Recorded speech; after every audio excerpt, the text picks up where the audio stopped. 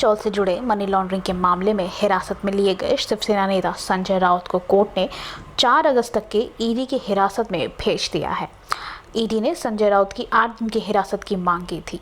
ED ने बीते दिन संजय राउत के मुंबई स्थित आवास पर छापेमारी की थी और करीब 9 घंटे की पूछताछ के बाद शिवसेना नेता को हिरासत में ले लिया था। सोमवार को कोर्ट में संजय राउत की तरफ से अशोक मुंदगिरी और ईडी की तरफ से हितेन विनाकर की जिरह की। कोर्ट ने ईडी के वकील के तर्क दिया कि गुरु आशीष कंस्ट्रक्शन प्राइवेट लिमिटेड के पूर्व निदेशक प्रवीण राउत ने एक पैसा भी निवेश नहीं किया। उन्होंने 112 करोड़ रुपए मिले। जांच से पता चलता है कि संजय राउत और वर्षा राउत के खातों में 1.6 करोड़ रुपए ट्रांसफर किए गए थे। राउत और उनका परिवार 1.6 करोड़ रुपए के लाभार्थी थे। ईडी के वकील एच हेतन वेनागावकर ने अदालत को बताया कि जांच से पता चलता है कि उस पैसे में से अलीबाग के किहिम बीच पर जमीन खरीदी गई थी। एक प्लॉट सपना पाटकर के नाम पर लिया गया था। जांच में यह भी पता चलता है कि प्रवीण राउत संजय राउत का फ्रंट मैन था। संजय राउत को 4 बार तलब किया गया, लेकिन वे सिर्फ एक बार एजेंसी के सामने पेश हुए।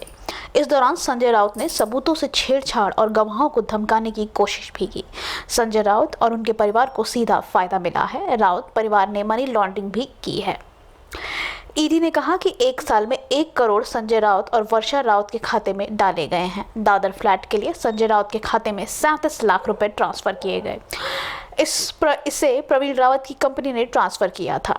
संजय राउत ने इसी पैसों से अलीबाग में जमीन खरीदी। 2010 और 11 के बीच पात्रा चौल के पैसों से संजय राउत ने अलीबाग में 8 जगहों पर जमीन खरीदी। 2010 और 11 के बीच संजय राउत ने कई विदेशी दौरे भी फाइनेंस किए थे। 2010 और 11 के बीच प्रवीण रावत की तरफ से संजय राउत को हर महीने 2 लाख रुपए दिए जा रहे थे। यह जांच में सामने आया है। वहीं संजय राउत के वकील अशोक मुंदगिरी ने कोर्ट से कहा कि संजय राउत की गिरफ्तारी राजनीति से प्रेरित है। वे दिल से जुड़ी बीमारी के मरीज हैं। उनकी सर्जरी भी हुई थी। इससे जुड़े कागजात कोर्ट के सामने पेश किए गए हैं। मुंबई पुलिस की EOW ने 2020 में मामला दर्ज किया था और पात्रा चौल मामले में जांच शुरू की थी, जिसके बाद ईडी ने ECIR दर्ज किया और प्रवीण रावत को गिरफ्तार किया था। मुंदगिरी ने महाराष्ट्र में हुई सत्ता बदली के बारे का हवाला देते हुए कहा कि यह माहौल बदलने का नतीजा है। रावत को गिरफ्तार नहीं किया गया था। प्रवीण रावत व्यापारी हैं और संजय राउत कोई कंगाल नहीं है। इसका मतलब ये नहीं हो सकता कि जांच एजेंसी कहे कि उन्हें कस्टडी चाहिए ताकि उन्हें कुछ मिल सके और कस्टडी देना ही है तो बहुत कम समय की दी जानी चाहिए। संजय राउत के वकील मुंदगिरी ने यह भी कहा कि पूछताछ के दौरान उनके वकील उनके साथ रहे। कोर्ट ने कहा कि हाँ, वकील बैठ सकते हैं पूछताछ के दौरान, पर कुछ दूरी बनाकर। ईडी ने कहा कि हमें कोई ऑब्जेक्शन नहीं है उन्हें दवाई और घर का खाना देने के लिए। मुंदगिरी ने कहा कि उन्हें कल सुबह 7:30 बजे हिरासत में लिया गया। कल उनकी स्वतंत्रता छीन ली गई है। इस स्तर पर हमारे पास करने के लिए कोई अन्य सबमिशन नहीं है, लेकिन 2 आवेदन हैं। मेरा क्लाइंट हार्ट पेशेंट है। मुंदगिरी ने कहा चूंकि संजय राउत हार्ट पेशेंट हैं, उनसे पूछताछ देर रात तक ना की जाए, उनके स्वास्थ्य पर असर पड़ेगा।